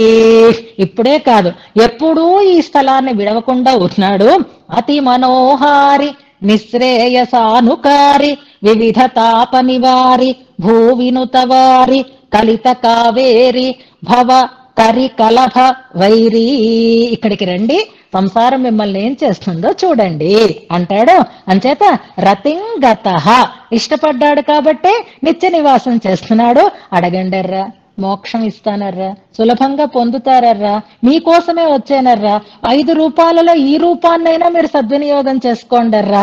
నిశ్రేయసానుకారి, నిశ్రేయసం అంటే మనకి మోక్షం, అలాంటి అద్భుతమైనటువంటి మోక్ష రూపమైన ఫలితం కూడా వెన్నంటి ఉంటుంది అని అలాంటి శ్రీరంగధామంలో ఉండేటటువంటి ఉపవన తటాల యొక్క వైభవాన్ని చూస్తూ ఈ ఉపవనాలని ప్రార్థిస్తున్నారు భట్టరు వారు. ఆయనకే కాదు మాకు కూడా ఎప్పుడూ అంతటి ఆనందాన్ని కలిగించేవి కావాలి అని కోరుకుంటున్నారు ఈ శ్లోకంలో. ఈ శ్లోకాన్ని ముందుగా మనం అనుసంధానం చేసుకుందాం. శ్రీరంగంలో ఇవాళ ఉండనివ్వండి, ఉండనివ్వకపోవండి, ఆ రకమైనటువంటి అందం, ఆ రకమైనటువంటి ఆనందం, కానీ ఆ కవుల మనస్సులలో కలిగినటువంటి ఆ అద్భుతమైనటువంటి దృశ్యాన్ని మనం ఇప్పటికీ కళ్ళ కట్టించుకోవాలి. ఆ భావనని మనం పొందుతూ శ్రీరంగవాసం చెయ్యాలి. అప్పుడే మనకి ఆ శ్రీరంగవాసంలో ఆనందం కలుగుతుందన్నమాట. ఇప్పుడు ఇక్కడ ఈ ఉపవనాలలో ఉండేటటువంటి వృక్ష సంపద ఎంత అందంగా ఉందో చెప్తున్నారు. శ్లోకం చదువుతాను. స్ఫురిత శఫర దీర్యన్ నారికేళీ గుళుచ్ఛ ప్రసుమర మధుకుల్యావర్ధితానోకహాని రతిమవిరతి రంగారామరమ్యస్థలాని క్రముక పనసమోచామేచకాని క్రియాసు. మరొకసారి. స్ఫురిత సఫర దీర్యన్నారికేళీ గుళుచ్ఛ ప్రసుమర మధుకుల్యావర్ధితానోకహాని రతిమవిరతి రంగారామ రమ్యస్థలాని క్రముక పనస మోచామేచకాని క్రియాసు. క్రియాసు అనేది ఇందులో క్రియాపదం, క్రియాతోటే ప్రారంభమైంది. క్రియాసు అనేది క్రియాపదం అన్నమాట. క్రియాసు అంటే కలుగజేయుగాక అని అర్థం. వంద్యతాం, సేవ్యతాం, రమతాం ఇలాంటి పదాలు మనం అనుకున్నాం కదా. క్రియాసు కలుగచేయుగాక అంటున్నారు.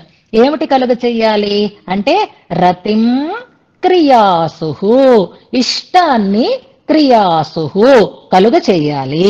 ఎలాంటి ఇష్టం కలగాలి, ఎలాంటి ప్రీతి కలగాలి అంటే అవిరతిం రతిం అంటే విరతి లేకుండా. మాకు ఇప్పుడు నచ్చుతుందండి, కొంతసేపు అయ్యేసరికి బోర్ కొట్టేస్తుందండి అని అనుకుంటాం మిగిలినవన్నీ, కానీ అలా విరతి లేకుండా ఎప్పుడూ ఇష్టం ఉండేటట్లుగా చెయ్యాలి అని కోరుకుంటున్నారు. ఏవి అంటే రంగారామ రమ్యస్థలాని, రంగ ఆరామ రమ్య స్థలములు అంటున్నారు. శ్రీరంగమునందు ఉన్న ఆరామములు, తోటలు, రమ్యస్థలములు శ్రీరంగమునందు ఉన్నాయి కాబట్టి రమ్యములు, శ్రీరంగారామములు కనుక రమ్యములు. అలాంటి రమ్యస్థలాని అంటున్నారు. అందమైన ఆ తోటలు, అందమైనటువంటి ఆ వనములు రతిం అవిరతిం క్రియాసు అంటున్నారు. ఇక్కడ రంగారామ రమ్యం అనడంలో మరొక అర్థాన్ని చెప్తారు. రంగారామం అంటే శ్రీరంగము అనేది క్షేత్రంగా తీసుకుంటే, ఆరామము అనేది తోట అని తీసుకుంటే, రంగారామం అంటే శ్రీరంగమునందు ఉన్న తోటలు అని అర్థం చెప్పుకోవాలి. అలా కాకుండా రంగపదం భగవద్వాచకమైతే శ్రీరంగనాథుని యొక్క ఆరామం, ఆరామం అంటే విహారము అని అర్థం అన్నమాట. అంటే ఆయన ఉత్సవాలలో విహరిస్తూ ఉండేటటువంటి వైభవం. రంగ ఆరామ రమ్యస్థలములు, శ్రీరంగనాథుడు ఉత్సవమూర్తిగా విహరిస్తూ ఉండడం చేత అందమైనటువంటి ప్రదేశాలు అని రంగ శబ్దం క్షేత్రవాచకంగాను చెప్పుకోవాలి, రంగ శబ్దం భగవద్వాచకంగా కూడా చెప్పుకోవాలి. ఆరామము అంటే తోట అని అర్థం చెప్పుకోవాలి, ఆరామము అంటే ఆనందము, విహారము, ఆనందంతో కూడిన విహారము అని అర్థం చెప్పుకోవాలి. అలాంటి స్థలాలు నాకు కూడా ఎప్పుడు గ్యాప్ లేకుండా ఆనందాన్ని కలిగించేవి కావాలి. ఇష్టం అంటే విరతి ఉండకూడదు, అంతే కదా. ఏదైనా ఇష్టమైతే అలా పిచ్చిగా ఆపనే చేస్తూ ఉంటాం కదా, మధ్యలో గ్యాప్ తీసుకోకుండా.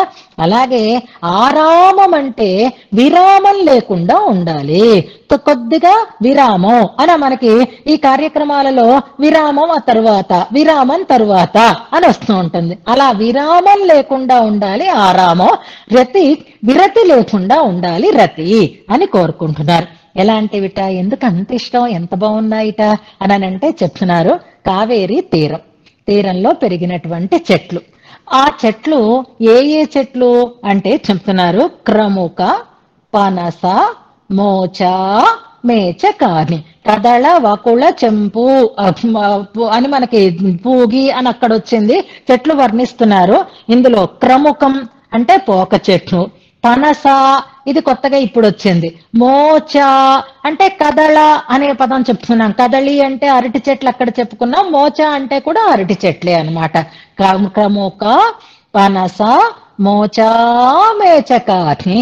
మేచకం వర్ణం అంటే బాగా ఆకులు బాగా శాఖలు బాగా ఉంటే ఒక రకమైనటువంటి డార్క్ బ్లూ అంటే డార్క్ గ్రీన్, అలాంటి నలుపుతో సమానమైనటువంటి ఒక వర్ణం మేఘమేచకం అంటారు. బాగా మేఘాలు ఆవరిస్తే ఎలా అయితే నల్లగా కనిపిస్తుందో అలాగే శాఖలు బాగా విస్తరిస్తే ఆ రకమైనటువంటి నలుపుతనం నీడ ఏర్పడుతుంది. అలాంటి శ్రీరంగ ఆరామ స్థలాన్ని అంటున్నారు.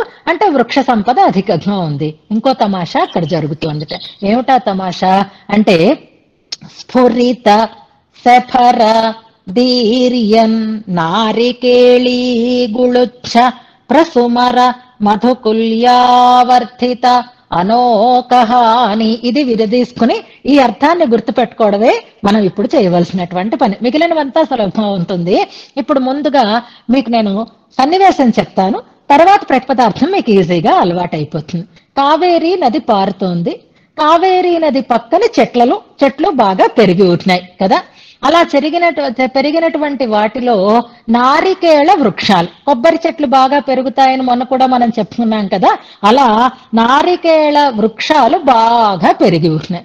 అలా విస్తరించినటువంటి ఆ కొబ్బరి చెట్లకి గుత్తులుగా కాయలు కాచి ఉన్నాయి. గుత్తులు కొబ్బరి గెలలు మనకు తెలుస్తుంది కదా, అరటి గెలలాగే కొబ్బరి గెల కూడా మనకి కన్యాదానం చేసినప్పుడు కొబ్బరి గెల అందించడం అనేది కూడా ఒకటి ఉంటుంది కదా. ఆ గుత్తులు ఒకసారి గుర్తుపెట్టుకోండి. అది కట్ చేసిన గుర్తులు కాదు, చెట్టుకున్నటువంటి గుత్తులు.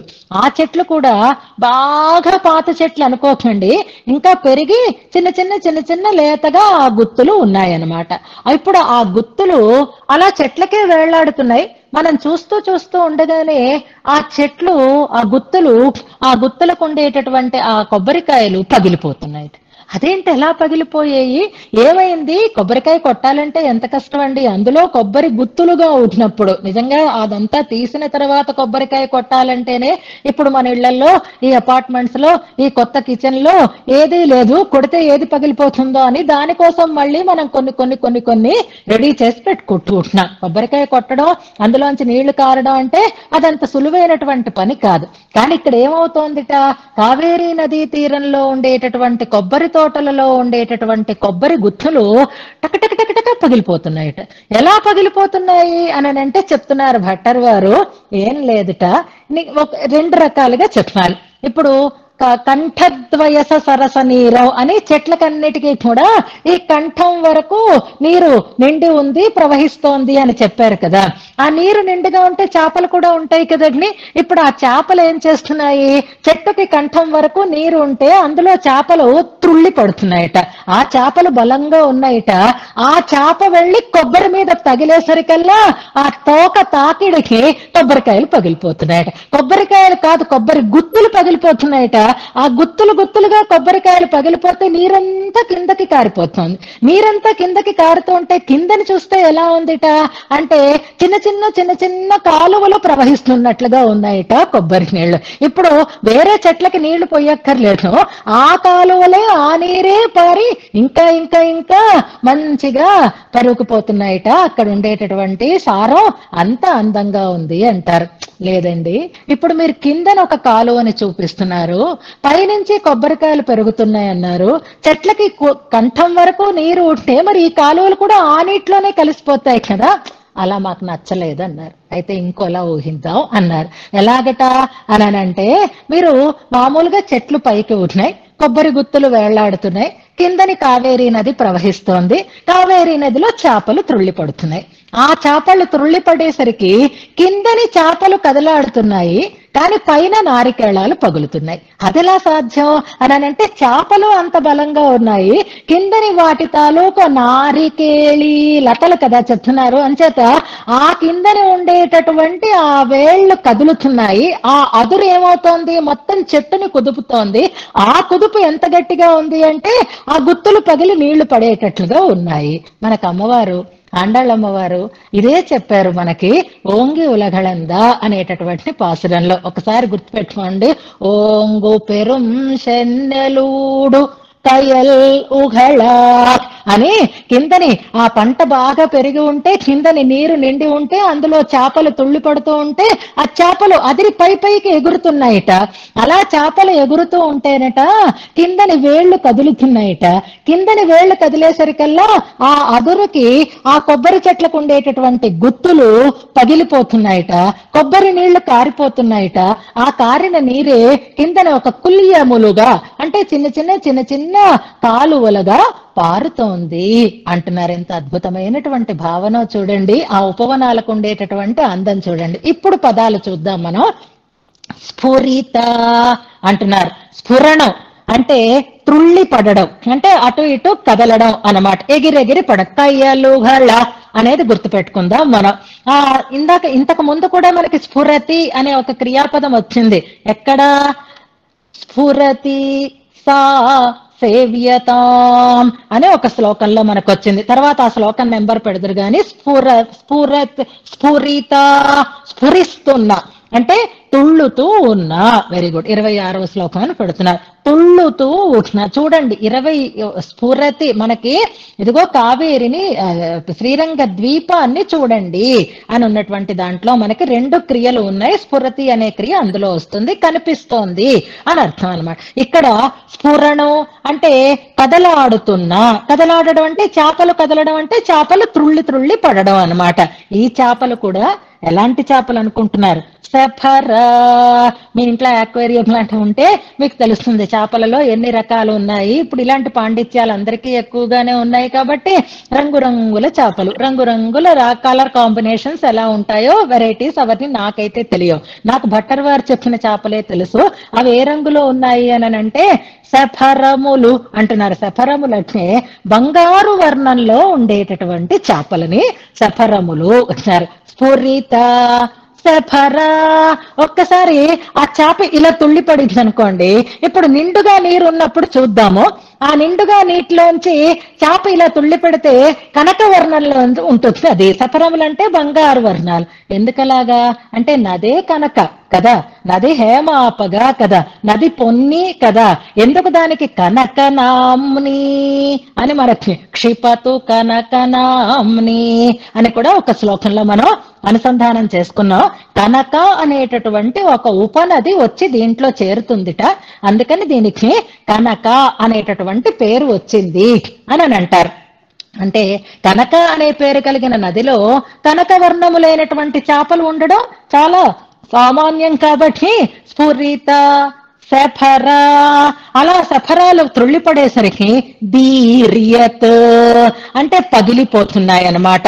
అలా పగులుతూ ఉండేటటువంటి దీర్యత్ భేదింపబడుతూ ఉండేటటువంటి నారికేళి గుళుచ్చం అంటున్నారు. ఒక్కొక్క కొబ్బరికాయ కాదండి, గుత్తులు, చెట్లకెప్పుడు గుత్తులు గుత్తులుగానే పెడతాయి కదా. నారికేళి కొబ్బరి యొక్క, గుళుచ్చ స్తవకం అన్నమాట, గుత్తుల యొక్క, ప్రసృమరా స్రవిస్తూ ఉండేటటువంటి, ఎప్పుడైతే గుత్తులు పగిలాయో నీరు జల జల జల జల జల కారుతోందనమాట. అలా ప్రసృమరా స్రవిస్తూ ఉండేటటువంటి మధు, అది నీరు కాదు, అది మధువు. కొబ్బరి నీళ్ళు ఎంత తీయగా ఉంటాయి, ఎంత రుచిగా ఉంటాయి, అమృతంలా ఉంటాయి కదా. కనుక మధు కుల్యా, కుల్యా అంటే చిన్న కాలువ లాంటిది అనమాట. ఎలాగైతే పంట కాలువలలా ఉంటాయో అలా ఈ కొబ్బరి గుత్తులలోంచి కారుతూ ఉండేటటువంటి ఆ మధువు, ఆ కొబ్బరి నీరు, అది చిన్న చిన్న కాలువలలాగా ప్రవహిస్తూ ఉంటే వర్ధిత, మరి వేరే నీరు పొయ్యక్కర్లేకుండా వర్ధిత బాగా పెరిగినటువంటి అనోకహాని, అనోకహములు అంటే చెట్లు అని అర్థం, కల్పవృక్షం అని కూడా చెప్తారు. అనోకహాని చెట్లు కలిగినది అని అర్థం అన్నమాట.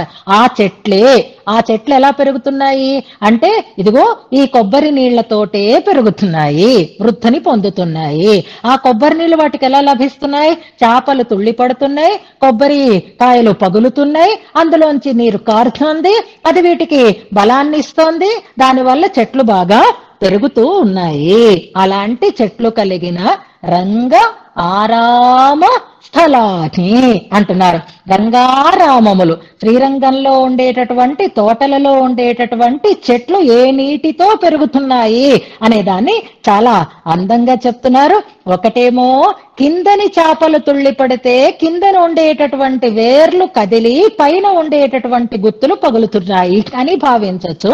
లేదా కంఠం వరకు నీరు పారుతూ ఉంది కాబట్టి ఆ చేప తుళ్ళింది అంటే కొబ్బరి గుత్తి మీదే పడుతోంది, ఒకటా రెండా చేపలు, అలా పడేసరికల్లా నీరు కారుతోంది అని. అలాంటి అద్భుతమైనటువంటి తోటలతో నిండినటువంటి రంగారామస్థలాని, అవి ఎంత బాగా పెరిగాయి అనడానికే ఆ నారికేళాలు మాత్రమే కాదు, ప్రముఖ పనస మోచా వేచకాని, ఈ కొబ్బరి తీరంలో ఉంటే ఈ నీరు ఇటువైపు పారితే ఇగో ఈ చెట్లన్నింటికి మంచిగా నీరు అందుతోంది. అలాంటి ఒక అద్భుతమైనటువంటి సన్నివేశంతో నిండినటువంటి ఈ ఉపవనాలు ఏవైతే ఉన్నాయో ఇవి నాకు రతిం అవిరతిం క్రియాసుహు, ఎప్పుడూ నాకు ఈ ప్రాంతం అంటే ఇష్టం ఉండేటట్లుగా ఉండాలి, ఈ ఉపవనాలని వదిలి వెళ్ళేటట్లుగా అనిపించకూడదు అని అంటున్నారనమాట. ఇక్కడ తమాషా చేపల బంగారు వర్ణం కనిపిస్తోంది, అలాగే చెట్ల యొక్క దట్టమైనటువంటి అద్భుతమైనటువంటి నల్లతనం మనకి కనిపిస్తోంది. రెండు రంగులు మనం ఇక్కడ చూస్తున్నాం కదా. ఈ రెండు రంగులలో ఒక రంగు నది తాలూకు సంబంధం వల్ల వచ్చినటువంటి రంగు అని అనుకుంటే, ఒక రంగు భగవంతుని యొక్క సంబంధం వల్ల వచ్చినటువంటి రంగు. ఘనవనే అన్నారు చూసారా, మనం నిన్న అనుసంధానం చేస్తున్నాము. కదాహం కావేరీ తట కావేరీ విమల సలిలే వీత కలుషోభవేయం శ్రమముష్ణి తత్తీరే వసేయం ఘనవనే అని అంటారు. ఘనవనం అంటే గొప్పదైన వనం అని ఒక అర్థము, ఘనం అంటే గొప్పదైనది అని ఒక అర్థంలో చెప్పుకుంటే, దట్టమైన అని ఒక అర్థంలో చెప్పుకోవాలి. అలా దట్టంగా వనాలు ఉంటే, దట్టంగా చెట్లు ఉంటే ఒక రకమైనటువంటి మంచి నీడ అక్కడ ఏర్పడుతుంది. ఆ రంగు ఎవరిని పోలి ఉంది అని అంటే, ఇదిగో అయ్యగారు ఉన్నారు కదా రంగరాజు, ఆయన ఏ రంగులో ఉంటాడు? నల్లని రంగులో ఉంటాడు. అంచేత ఈ వనాలన్నీ కూడా ఆయన రంగునే పోలి ఉన్నాయి. ఆయన రంగు అంటించకపోతే ఆయన వెళ్ళడండి, ఎక్కడికి వచ్చాడో ఆ రంగు అంటుకోవాల్సిందే, ఆ రంగులోనే మొత్తం అంతా కూడా ఫ్లాష్ అవ్వాల్సిందే. ఆయన వస్తాడా అంటే వస్తాడు. ఎప్పుడు వస్తాడు?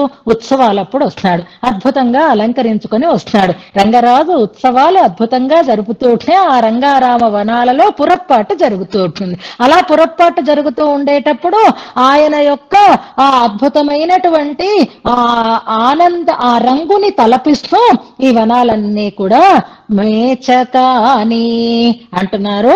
అందుకే రమ్యములుగా ఉన్నాయి. ఎంత మనం అలంకరించుకున్నా భగవంతుని యొక్క స్పర్శ ఉంటే దానికి ఉండేటటువంటి అందమే వేరుగా ఉంటుంది. కాబట్టి అలాంటి అందమైనటువంటి ప్రదేశాలు అంటే కావేరీ సంబంధంతో చేపలు బంగారు వర్ణంలో మెరుస్తున్నాయి. అలాగే యథా రాజా తథా ప్రజా అన్నట్లుగా ఆ ప్రాంతంలో ఉండేటటువంటి వృక్షాలు స్వామి యొక్క వర్ణాన్ని పోలి కనిపిస్తున్నాయి. యథా రాజా తథా ప్రజా అని చెప్పారు కాబట్టి రాజుకి ఆనందం కలిగించినట్టే ఈ ఆరామములు మాకు కూడా ఆనందాన్ని కలిగించుగాక అని కోరుకుంటున్నాడు. రంగరాజుని ఎలా అయితే ఆనందింప చేస్తున్నాయో మమ్మల్ని కూడా అలాగే ఆనందింప చెయ్యాలి అని బంగారం పైకి ఎగిరి మెరిసినట్టుగా ఉంటుంది చేపలు పడడం. స్వామి యొక్క రాకతో ఆ ఆరామములన్నీ అంత ఆనందాన్ని పొంది ఉంటాయి అని రెండు వర్ణాలని మనకి ఇక్కడ చూపిస్తున్నారు. త్రుళ్ళిపడే చేపలు కనకవర్ణాన్ని కలిగి ఉన్నాయి.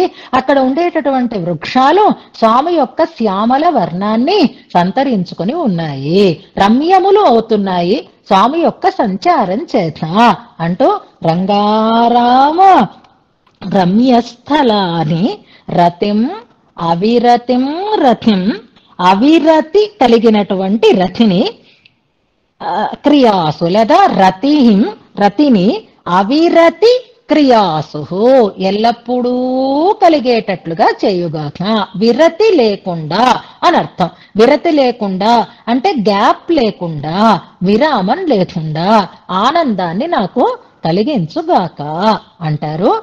వీటిలో అంటే ఇవి భోగ్యములు కాబట్టే వైష్ణవానాం ప్రాప్య. సో ఇప్పుడు మనకు అనిపించి మనం కావేరీ తీరంలో ఎంతసేపు వేచి ఉన్నా చేపలు బలంగా ఉండవు, పైకి ఎగరవు, ఆ ఎగిరి కొబ్బరి గుత్తుల్ని పగలగొట్టవు. ఏమో ఆ భట్టరు వారికి కనిపించింది ఆనందం కనుక మనం భట్టరు వారి కాలంలో ఉండే వైభవాన్ని చూడాలి, భట్టరు వారి కళ్ళతో చూడాలి ఆ ఉపవనాలను అన్నింటినీ.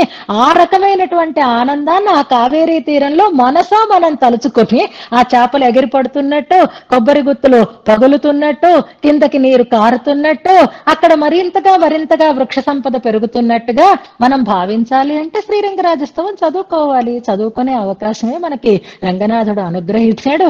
భట్టరు వారి అనుగ్రహంతో మనం వారి మాటలలో వారి కళ్ళతో ఈ అద్భుతమైనటువంటి తోటలని సేవించి మనం కూడా ఏం కోరుకోవాలి అంటే నాకు ఈ ఇష్టం ఎప్పుడూ ఇలాగే ఉండాలి అని మాత్రమే మనం మన నోటితో ప్రార్థన చేసుకుంటాం. ఈ ఆనందం ఎప్పుడూ నేను పొందుతూ ఉండాలి అని అనుకోవాలి. ఇలాంటి వర్ణనే మనకి ఇవాళ ప్రమాణ తీరట్టు చెప్పలేదు, చాలా టాస్కులు ఉన్నాయి కాబట్టి.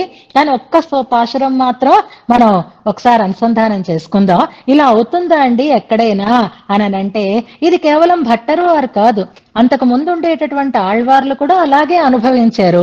నిన్న పెరియాళ్వార్ తిరుమడిలో 2 పాసురాలు మనం అనుసంధానం చేసుకున్నాం చూసారా. అలా పెరియాళ్వార్ తిరుమడిలో అదే దశకంలో 4వ పత్తులో 8వ దశకంలో మొదటి పాసురం ఒకసారి చూడండి. కావేరిలో స్నానాలు చెయ్యడం అనేది అతి కామన్. అయితే ఆ కావేరిలో స్నానం చేస్తున్నారట, వైష్ణవానాం ప్రాప్యాసు అన్నారు కాబట్టి భాగవతోత్తములందరూ వెళ్లి స్నానం చేస్తున్నారు. మహానుభావులు పెద్దలందరూ కూడా కలిసికట్టుగా వెళ్లి స్నానం చేస్తారు. స్నానానికి వెళితే, అది నదీ స్నానానికి వెళితే ఎప్పుడు ఒంటరిగా వెళ్ళకూడదు, గుర్తుపెట్టుకోండి. ఒంటరిగా వెళ్ళకూడదంటే అదేదో దానివల్ల అనర్థం జరిగిపోతుంది అంటే అనర్థమే. ఎలాగా అంటే జారి పడితే పట్టుకోవడానికి ఎవడో ఒకడు ఉండాలి కాబట్టి ఎవరినైనా తోడు తీసుకుని వెళ్ళడం బెటరు. ఆ ప్రవాహం చాలా ఎక్కువగా ఉంటుంది కాబట్టి నదీ స్నానానికి వెళ్ళినప్పుడు గుంపులుగా వెళ్ళి స్నానం చేయడం అదొక ఆనందం, అదొక పవిత్రత. అక్కడ భాగవతోత్తములందరూ కూడా చక్కగా స్నానం చేస్తున్నారట. ఎలాగా? ధౌత వస్త్రాన్ని ధరించి స్నానం చేస్తున్నారు, గుంపులుగా స్నానం చేస్తున్నారు. అందులో అందరూ ఒకేసారి ఇలా చేతులు పట్టుకొని ములిగారనుకోండి, అప్పుడు ఏమవుతుంది? నీరు కొంచెం అటు ఇటు కదులుతుంది. అది ఒకరిద్దరు కాదు, ఒక గుంపు మునిగిందనుకోండి, మునిగితే ఏమవుతుంది? నీరు చెదిరిపోతుంది. నీరు చెదిరిపోతే ఆ నీటిలో నిండా నిండా తామరలు పూచి ఉన్నాయి. ఆ తామరలు కిందకి కాడలు బలంగా ఉంటాయి కాబట్టి ఓ గుంపు వైష్ణవులు భాగవతోత్తముల యొక్క సముదాయం స్నానం చేసింది. ఒక గుంప, ఎంతమంది వైష్ణవులు ఉంటారు శ్రీరంగంలో, వాళ్ళందరూ స్నానాలు చేస్తూ ఉంటే నీరు కదులుతోందిట. నీరు కదులుతూ ఉంటే తామరలు కూడా కదులుతున్నాయిట. తామరలు కదిలేసరికి ఏమవుతోందిట, తామరలలో నిండుగా మధు ఉందిట. ఆ మధు ఒలికిపోతోందిట, ఆ తేనె ఒలికిపోతోంది. ఒక గ్లాసుది మనం బేస్ సరిగ్గా లేకపోతే అందులో ఉండే ద్రవం ఒలికిపోతుంది కదా, అలాగే కాడ కిందని కదులుతోంది.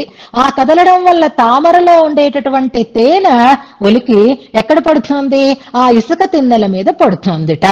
అలా ఆ తేనెతో కూడినటువంటి ఇసుక తిన్నెలు కలిగినటువంటి కావేరి అని ఆ పాశురంలో 4వ దశకం 4వ పత్తులో 8వ దశకంలో మొదటి పాశురంలో పెరియాళ్వార్లు కూడా ఇలాంటి ఒక అద్భుతమైనటువంటి భావనని చేస్తారు.